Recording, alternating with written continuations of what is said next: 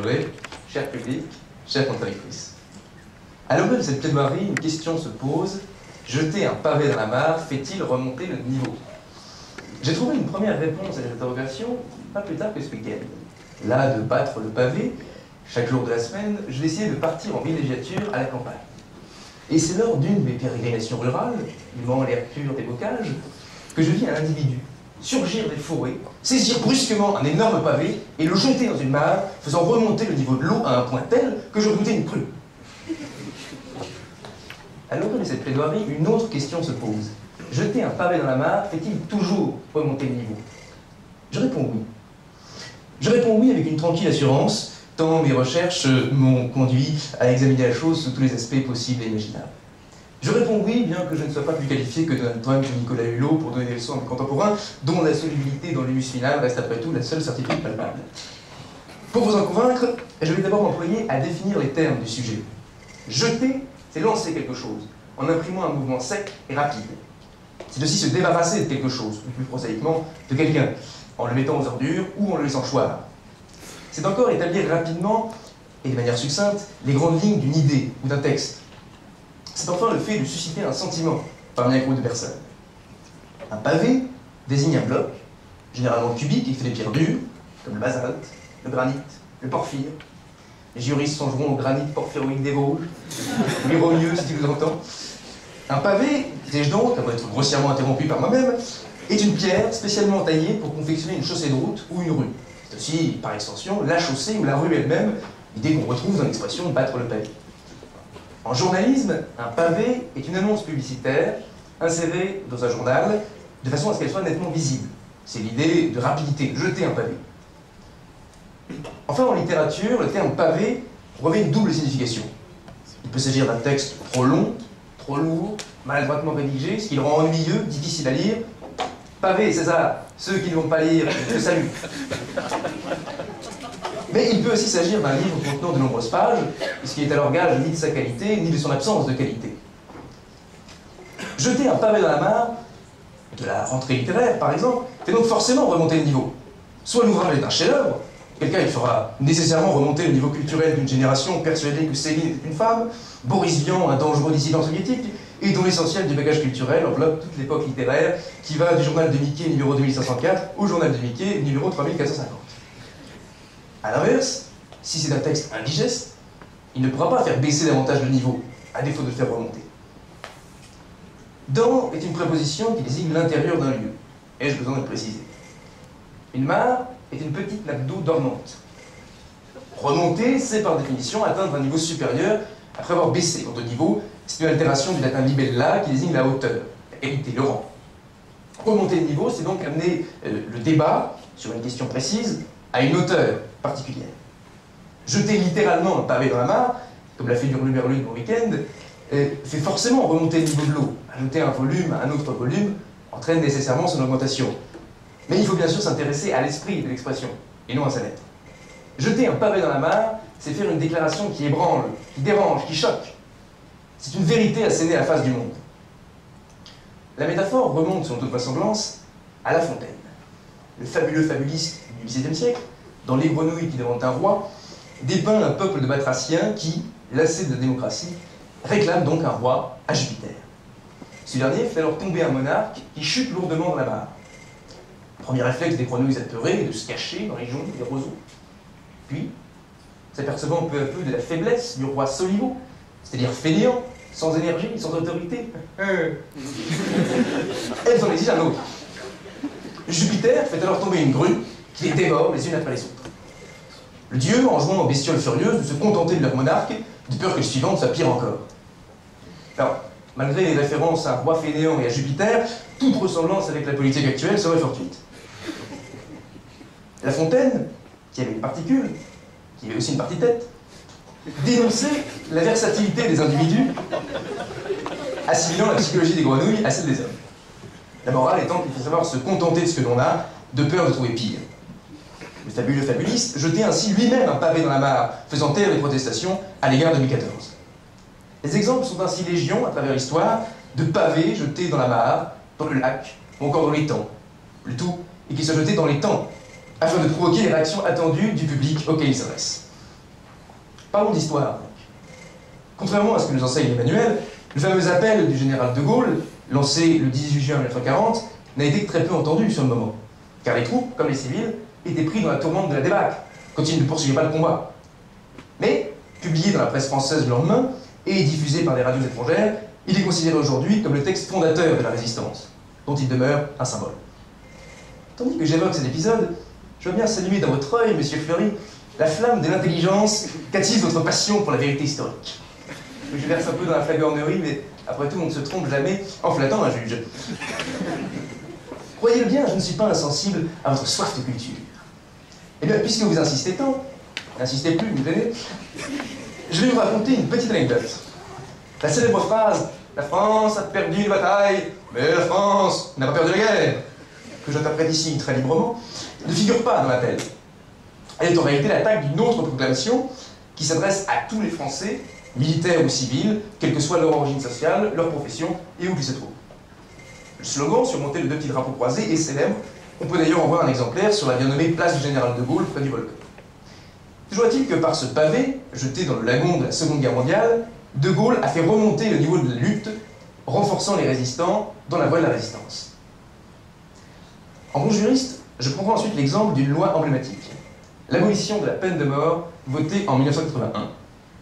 L'abolition de la peine de mort, véritable pavé jeté dans la flaque juridique, a-t-elle fait remonter le niveau de la criminalité, comme on le craignait alors?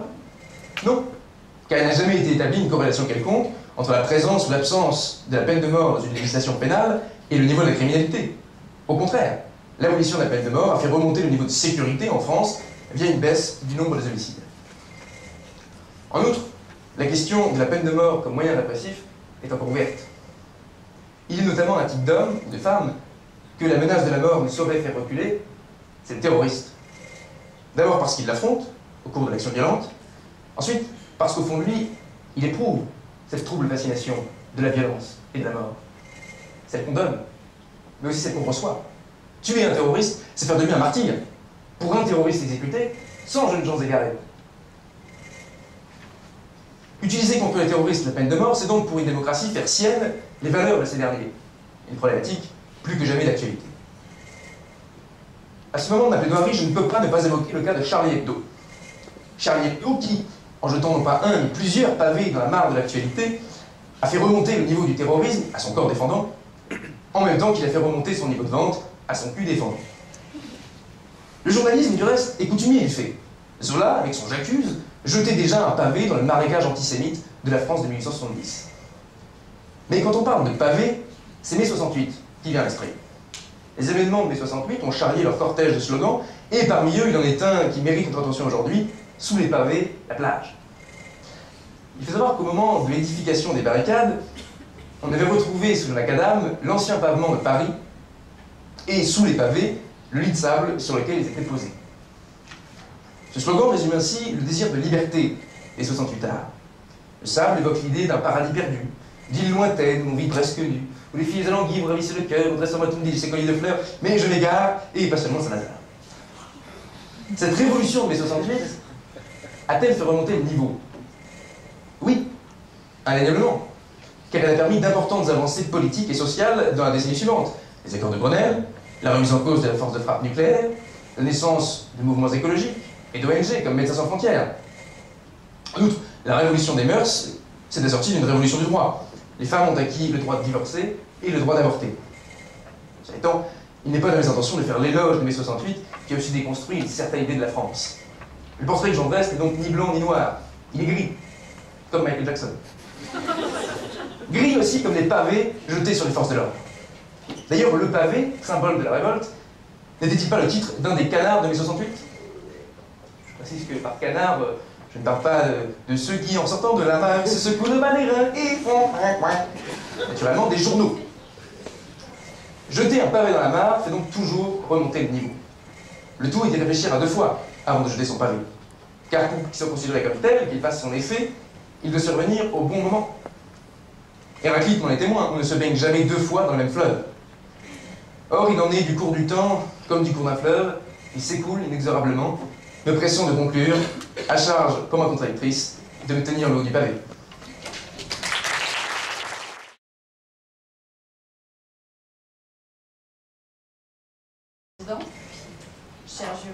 cher public, chers contradicteurs, il est l'heure que je vous fasse quitter le pavé.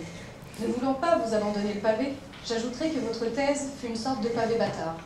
Brun regard de braise, il est l'heure d'aller vous oublier au fond de la mare.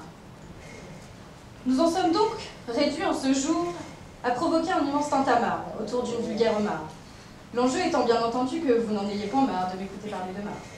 Si tel est le cas, je vous laisse le choix de prendre un pavé et de me l'envoyer valser, chers contradicteurs. Mais cela n'aura aucun impact, puisque ma thèse est en béton. Jeter un pavé dans la mare fait-il remonter le niveau? Fait avéré, dicton populaire, croyez-moi, mesdames et messieurs, que si une once de vérité se dissimulait derrière cette phrase, ce n'est non pas un pavé que j'aurais dû jeter, mais la bâtisse entière, afin de faire remonter le niveau des sombres crapules, gredins, fripouilles, rédigeant de tels sujets. Si l'on distingue les deux éléments les plus importants du sujet, nous avons d'une part le terme pavé, qui est le participe passé substantivé du verbe pavé, qui désigne généralement un élément de terrassement permettant de couvrir une surface, une rue, une route. Cependant, la notion de pavé dépasse celle que je viens de vous définir, puisqu'elle détient plusieurs autres significations que nous allons évacuer maintenant. En effet, le pavé peut être de cours, d'ordinateur, ou bien s'apparentant à de la nourriture. Dans le cadre de notre sujet, l'accent est donc mis sur l'action de jeter un seul et unique pavé, qui peut d'ailleurs provenir de la société Granit Porphyroïde des Vosges, soyons fous. D'autre part, la mare est une nappe d'eau peu profonde qui stagne. Elle peut être créée naturellement ou bien artificiellement. Par conséquent, si une mare peut être créée artificiellement, son niveau après le lancer de pavé peut en être également artificiellement augmenté. Dans ce cas, puisque le niveau est artificiellement augmenté, cela signifie qu'en réalité, le passage du pavé n'a en rien fait remonter le niveau. Si l'on confronte les éléments ci-dessus décrits et associés aux autres termes du sujet, il est question de faire ressortir l'expression « jeter un pavé dans la mare ».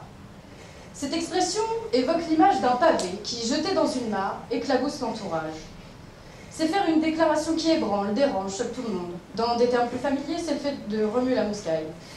L'origine de cette expression est inconnue, mais sa signification est évidente. La mare devient alors boueuse, trouble, agitée, tumultueuse. Cette expression est retranscrite dans de nombreux pays, notamment en Allemagne, où cela est traduit par un coup de pied dans le nid de guêpe. Ou encore en Angleterre, mettre le chat parmi les pigeons. Mais ma préférée reste celle des Américains. Ah, nous épaterons toujours cela. En effet, pour rejeter un pavé dans la mare se retranscrit en « la merde a frappé le ventilateur ». S'ajoute également une autre expression venue tout droit du Maroc. En effet, pour les Marocains, jeter un pavé dans la mare, c'est mettre du jambon dans le couscous.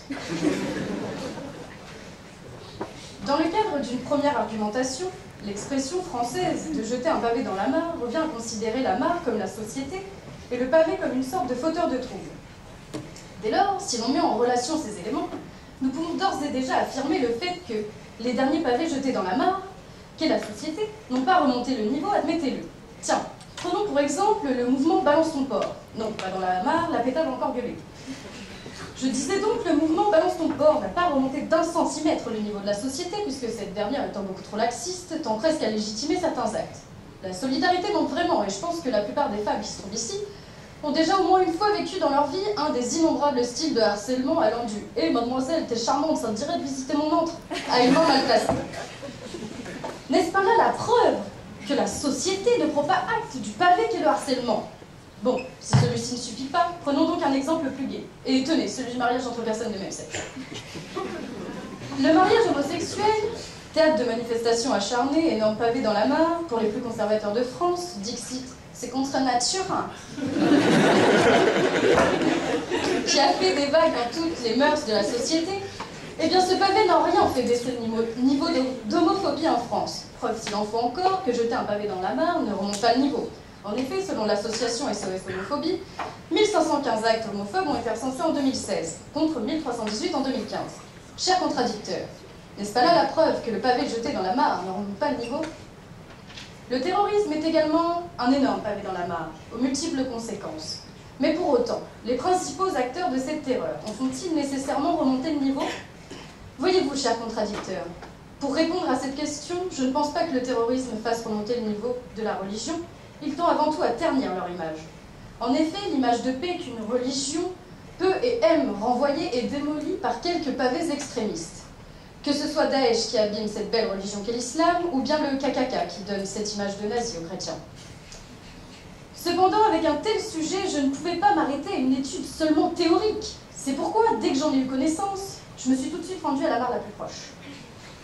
En effet, l'autre jour, alors que je battais le pavé à proximité d'une mare, je décida de me pencher vers celle-ci et d'y regarder mon faciès, tout comme le faisait il fut un temps Narcisse. Quand tout à coup, un gamin jeta un pavé dans la mare. La perception de mon visage devint alors troublée par cette action.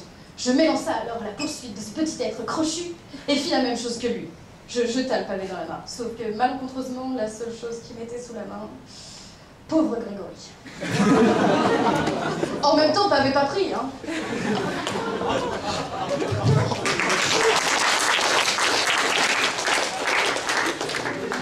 Maintenant, afin d'expliciter le fait que jeter un pavé dans la mare n'en fait pas remonter le niveau, je vais vous faire part d'une petite anecdote. Lors d'une réunion familiale l'autre jour, j'ai appris que mon oncle Patrick, marié 3 enfants, avait copulé et pratiqué l'acte de chair avec sa voisine. Mais en soi, cette nouvelle n'a eu aucun effet, puisque l'on sait tous que tonton Patrick est un obsédé non pas textuel, mais sexuel. Pareil, j'ai appris également que des cousins s'étaient mis ensemble, mais cela n'a eu aucun effet, puisqu'ils habitent dans le Nord-Pas-de-Calais. Certes, ces éléments vont vous paraître lointains, mais en réalité, pas tellement. En effet, l'adultère ainsi que l'inceste sont des pavés dans la mare. Mais la société, tendant à être de plus en plus tolérante, aura tendance à considérer que tant que 2 âmes s'aiment, c'est le principal. Par conséquent, cher contradicteur, vous m'attendez au tournant. Je constate qu'ici, hélas, le niveau remonte, mais remonte-t-il dans le bon sens? En réalité, non. L'adultère ainsi que l'inceste, tendant à être tolérés davantage, ne sont pas pour autant normalisés. Et c'est en ce sens que ce pavé qu'est l'adultère, ou encore l'inceste, ne remonte pas le niveau. Dans le cadre d'une seconde argumentation, le fait de jeter un pavé dans la mare peut faire allusion à la notion physique de cette action. Il s'agira de déterminer si le pavé permet de faire augmenter le niveau de la mare une fois dedans. Jeter un pavé dans la mare n'en fait pas remonter le niveau, mais la baisse. À votre avis, pourquoi la plupart des gens faisant du droit ont-ils redoublé? C'est bien évidemment parce que la SVT, ça nous manque. Toujours dans le domaine de la physique, le simple poids du pavé dans la mare l'entraîne immédiatement vers le bas. Cette chute conduit indubitablement le pavé vers les abysses sombres du plan d'eau jusqu'à ce que celui-ci touche le fond. Je réduirai ce propos en affirmant qu'en lançant un pavé dans la mare, on touche plus vite le fond qu'on en remonte le niveau. Pour rendre une nouvelle fois plus concret mon argumentaire, je voudrais signaler que l'augmentation du niveau de la mer ne veut pas forcément dire qu'il y a plus de poissons dans l'eau. Par conséquent, ce n'est pas parce qu'on va jeter une quinzaine de pavés dans la mare que son niveau va forcément augmenter. Je dirais même qu'il aurait plutôt tendance à faire disparaître la mare, ne laissant place qu'à un tas de pierres boueuses, plus semblable à un marécage qu'à une mare. Ayant eu marre de traiter de l'aspect très terre à terre de mon sujet, j'en arrive maintenant aux dernières lignes de ma thèse. En me renseignant sur des sites amateurs de mare, bah oui, chacun sa passion, il y en a, c'est la magie. Je disais donc, en visitant ces sites durant une soirée d'insomnie, j'ai appris qu'une mare classique contenait entre 10 et 50 mètres cubes d'eau. En me rendant ensuite sur le site de Laurent Merlin, donc les terrasses et jardins, cliquez en haut à droite sur dalles et pavés d'extérieur, attention la marche est traître, j'ai appris également qu'un pavé mesurait en moyenne 10 cm par 10 cm sur 5 de hauteur, soit en volume 0,00005 mètres cubes.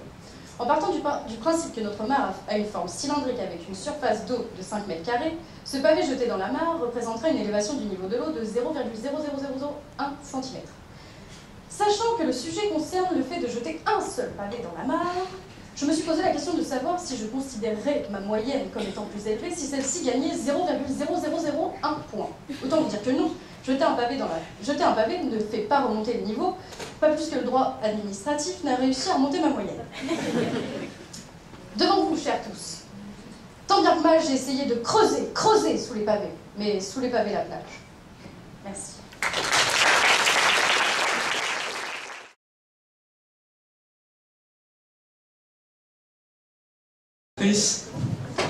J'ai remarqué dans votre plaidoirie un certain manque de constance. Du reste n'est pas très étonnant, puisque vous appelez Mathilde. En effet, vous avez défini le fait de jeter un pavé dans la mare comme étant, je vous cite, le fait de faire une déclaration qui ébranle, qui dérange, qui choque. Par conséquent, nous étions sur le terrain des propos. Or, vous avez illustré votre thèse en parlant d'actes, comme le terrorisme, en me prenant à partie. Je vous remercie pour le brin au regard de braise, je ne suis pas homme à refuser quelques caresses furtives sur mon égo délicat. Néanmoins, si vous m'aviez écouté, vous auriez très clairement compris que je ne faisais pas un plaidoyer pour le terrorisme, loin de là. En outre, vous me parlez d'adultère, d'inceste, des faits. Vous n'avez donc pas traité le sujet, vous l'avez maltraité, éventuellement. Victor Hugo disait du calembour qu'il était la fiente de l'esprit. Je crois que nous avons tous les deux beaucoup produit. Et en essayant de jeter les pavés dans la mare, peut-être nos plaidoiries sont-elles tombées à l'eau, à défaut de faire remonter le niveau. Je vous remercie.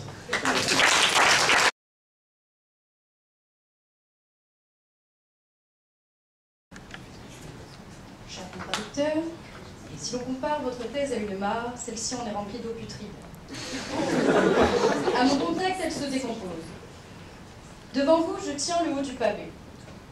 Vous avez parlé du slogan de mai 68, « Sous les pavés, la plage ». Mais si l'on considère que sous les pavés se trouve la plage, par conséquent du sable, vous êtes d'accord? Il n'y a nullement d'eau, donc on ne peut pas faire remonter le niveau.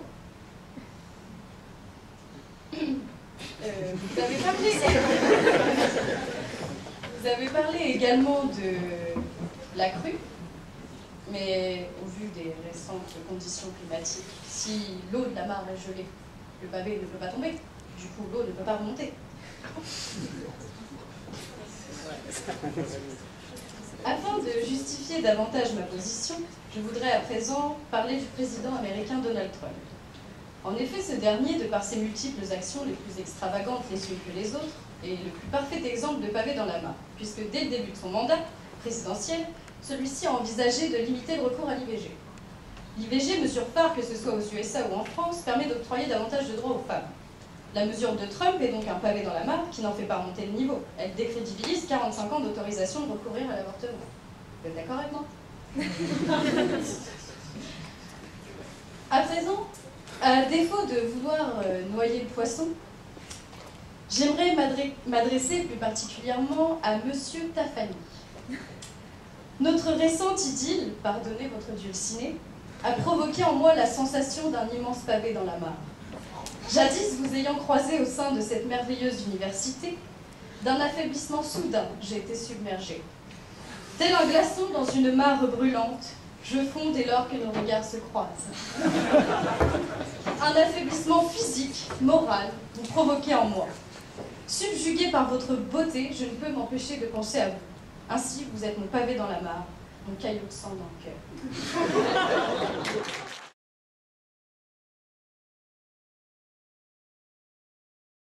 La moralité m'empêche d'en tirer toute forme de conclusion. On va commencer par les questions donc, du jury. Alors, je vais proposer peut-être à Madame Morgane Chevet, qui est notre doyen, d'ouvrir le bal. Ça, c'est dur. C'est un peu dur, oui, je sais bien. Je te malmène un peu. Écoutez, j'ai été véritablement subjuguée par vos plaidoiries aux uns et aux autres, mais je me suis posé quand même une petite question, puisque vous avez évoqué à la fois le changement climatique et Nicolas Hulot. Je me demandais ce qu'il en était si le pavé était de glace. Vos conclusions restent-elles les mêmes ou devez-vous reprendre les fondements de votre argumentation?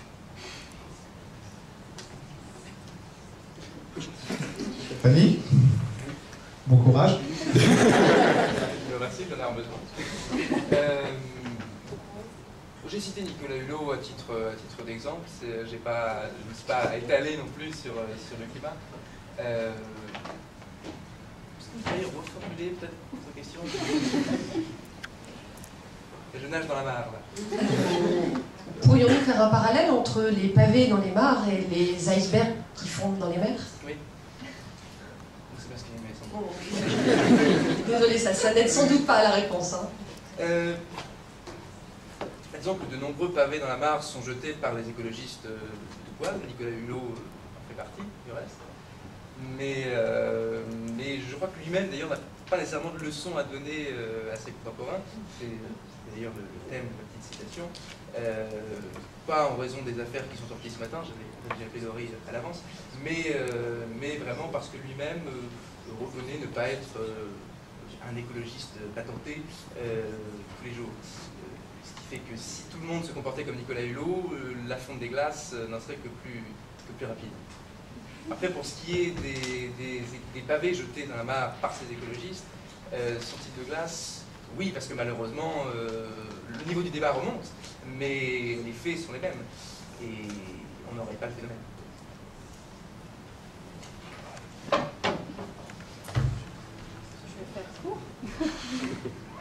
n'y a aucun parallèle à faire, puisqu'un pavé est un pavé et un iceberg est un iceberg. Voilà. Ah, mais vous aviez envisagé la possibilité que le dessus de la mare soit gelé, moi j'ai juste envisagé la possibilité que le pavé fonde, hein, mais chacun son parallèle. Merci. Alors, je passe la parole à Maître Morignon, qui est avocate au barreau du Var. Alors, une question adressée plus particulièrement à mademoiselle Mathilde Chemin. Vous avez soutenu très justement que jeter un pavé dans la mare ne ferait pas remonter le niveau. J'aurais voulu savoir si dans ces cas-là, vous nous conseillez de le jeter plutôt dans la mer.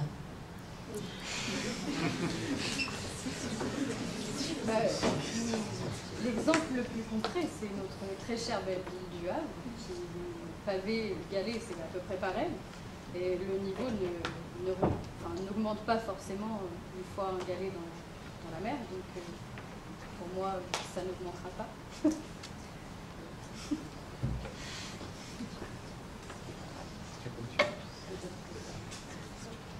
Alors, question peut-être pour Maître Catherine Vincent, qui est mandataire judiciaire. Alors, on a parlé du gel. Donc moi, je vais parler de la sécheresse. Lorsque la mare est asséchée, que se passe-t-il? Est-ce que le niveau peut quand même remonter si on jette un pavé dans une mare sèche?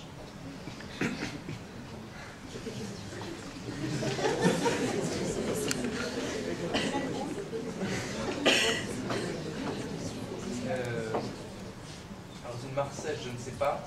Je sais qu'on a le problème, pour rebondir d'ailleurs sur votre précédente question, de la mer d'Aral, pas une mare à proprement parler, plutôt une mare géante, une mer,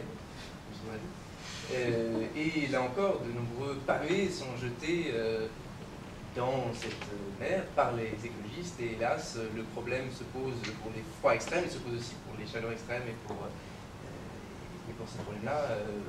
Non, hélas, enfin, le niveau du débat remonte, mais les solutions concrètes qui devraient s'en suivre sont encore atteintes. Madame Hélène Steinmetz. Alors, une question pour les deux participants, où je change un petit peu de sujet, mais pourquoi voudrait-on faire remonter le niveau?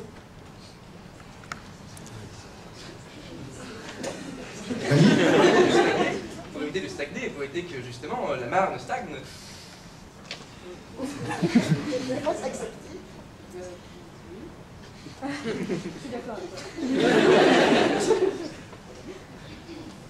Moi aussi, je suis d'accord avec moi. Alors moi j'ai une question déjà pour Monsieur Tafani. J'ai croisé tout à l'heure Monsieur Lamarre, qui lors des dernières manifestations s'est ramassé un pavé et qui m'a dit je ne suis pas convaincu que ça fasse remonter le niveau. Qu'est-ce que vous pourriez lui répondre?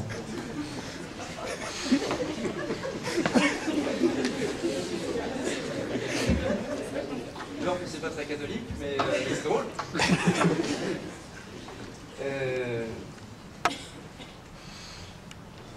Pour faire remonter le niveau, il faudrait déjà qu'il y en ait un. Moi je ne connais pas ce fameux Monsieur Lamarre, je n'ai pas l'heure de le connaître. Je ne sais pas dans quel... Je ne sais pas dans quel niveau, à quel niveau on se situe avec ce Monsieur Lamarre. Est-il à sec quand il se baladait pour se prendre ce pavé? Je ne sais pas. Ok. Je vous sens non pas au fond de la mare, mais au creux de la vague, quand même, sur cette réponse. Une question pour mademoiselle Chemin. Alors, votre contradicteur a dit tout à l'heure, je cite, j'espère ne pas déformer vos propos, « Je ne suis pas à refuser quelques caresses furtives sur mon ego délicat ». C'est bien ce que vous avez dit. Un peu de choses près. Un peu de choses près, d'accord. Pensez-vous qu'après une telle déclaration, nous soyons à deux doigts, non pas de balancer un pavé dans la mare, mais de balancer un port potentiel?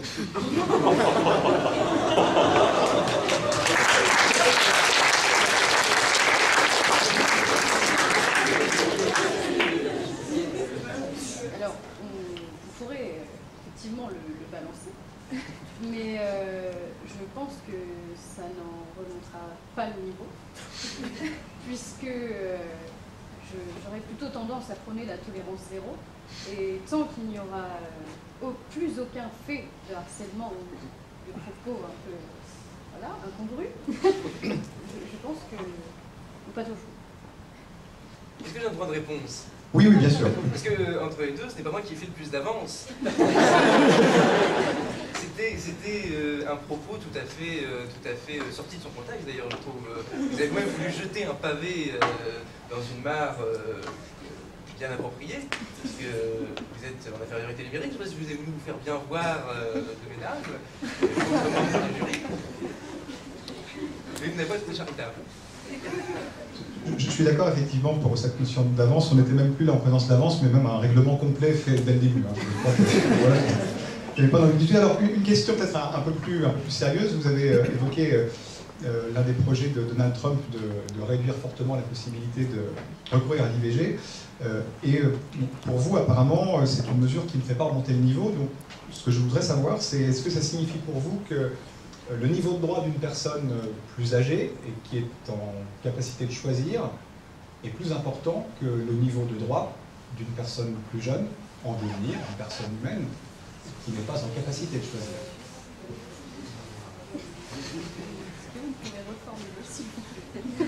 Je reformule. Si j'ai compris votre position, vous considérez que le fait de réduire le recours à l'IVG ne fait pas forcément avancer les choses dans le bon sens. Moi, j'essaye de prendre un peu le contre-pied, de vous dire, voilà, d'un côté, on va réduire effectivement le droit d'une femme à disposer de son corps, donc réduire le droit d'une personne qui est en capacité de choisir, mais est-ce qu'en contrepartie, on ne va pas augmenter les droits de ceux qui font l'objet de cette interruption volontaire de grossesse et qui ne sont, eux, pas en capacité de choisir? Est-ce que leurs droits, quelque part, ne vont pas progresser? On ne peut pas être toujours dans la déconne non plus, hein.